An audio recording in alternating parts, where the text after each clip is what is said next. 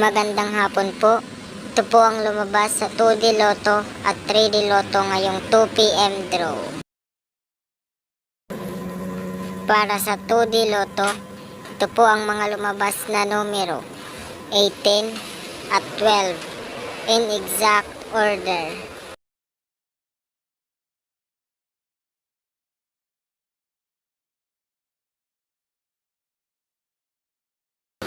Para sa 3D Lotto, ito po ang mga lumabas na numero: 9, 5, at 2 in exact order.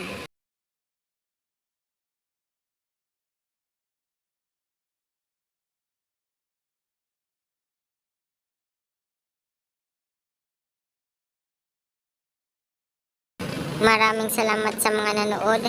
Dalangin ko ang inyong panalo na makuha niyo ang tamang numero.